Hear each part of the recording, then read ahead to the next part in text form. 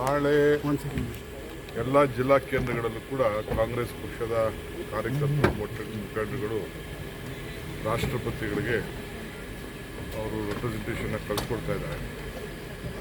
ಏಕೆಂದರೆ ಇವತ್ತು ಪ್ರಜಾಪ್ರಭುತ್ವದ ಒಂದು ಕಗ್ಗೋಲೆ, ಒಂದು ದೊಡ್ಡ ಸರ್ಕಾರದ ಇಶ್ಯೂ ಇಲ್ಲದವ್ರನ್ನ ಇಶ್ಯೂ ಮಾಡೋಕ್ಕೆ ಇವತ್ತು ಹೊರಟಿದ್ದಾರೆ.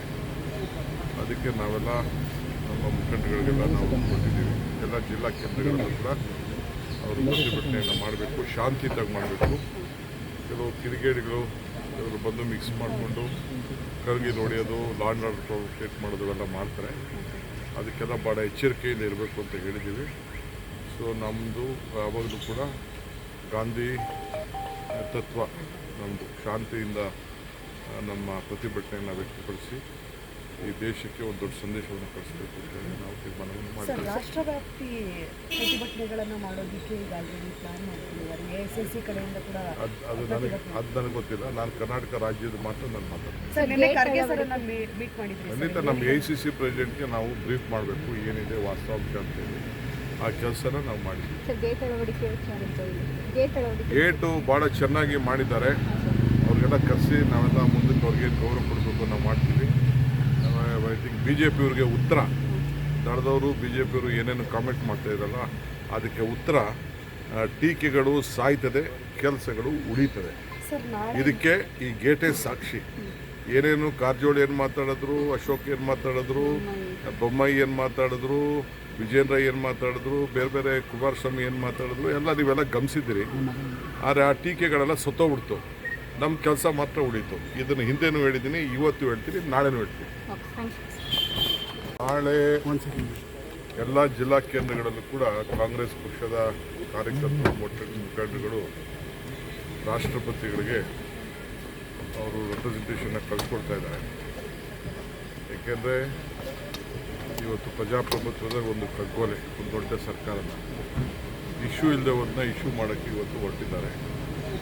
ಅದಕ್ಕೆ ನಾವೆಲ್ಲ ನಮ್ಮ ಮುಖಂಡಗಳಿಗೆಲ್ಲ ನಾವು ಕೊಟ್ಟಿದ್ದೀವಿ. ಎಲ್ಲ ಜಿಲ್ಲಾ ಕೇಂದ್ರಗಳಲ್ಲೂ ಕೂಡ ಅವರು ಪ್ರತಿಭಟನೆಯನ್ನು ಮಾಡಬೇಕು, ಶಾಂತಿಯುತವಾಗಿ ಮಾಡಬೇಕು. ಕೆಲವು ಕಿಡಿಗೇಡಿಗಳು ಇವರು ಬಂದು ಮಿಕ್ಸ್ ಮಾಡಿಕೊಂಡು ಕರಗಿ ನೋಡಿಯೋದು, ಲಾಂಡ್ ಆರ್ಡರ್ ಕ್ರಿಯೇಟ್ ಮಾಡೋದು ಎಲ್ಲ ಮಾಡ್ತಾರೆ. ಅದಕ್ಕೆಲ್ಲ ಭಾಳ ಎಚ್ಚರಿಕೆಯಿಂದ ಇರಬೇಕು ಅಂತ ಹೇಳಿದ್ದೀವಿ.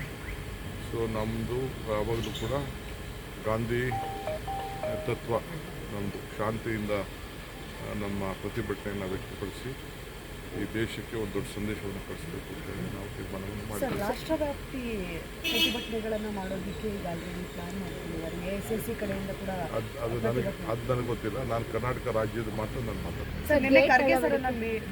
ಖಂಡಿತ ನಮ್ಮ ಎಐಸಿಸಿ ಪ್ರೆಸಿಡೆಂಟ್ಗೆ ನಾವು ಬ್ರೀಫ್ ಮಾಡಬೇಕು, ಏನಿದೆ ವಾಸ್ತವಾಂಶ ಅಂತೇಳಿ. ಆ ಕೆಲಸನ ನಾವು ಮಾಡಿದ್ದೀವಿ.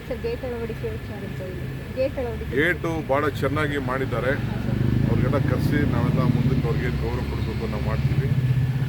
ಐ ಥಿಂಕ್ BJP ಉತ್ತರ ದಳದವರು BJP ಏನೇನು ಕಾಮೆಂಟ್ ಮಾಡ್ತಾ ಇದ್ರಲ್ಲ, ಅದಕ್ಕೆ ಉತ್ತರ ಟೀಕೆಗಳು ಸಾಯ್ತದೆ, ಕೆಲಸಗಳು ಉಳಿತದೆ.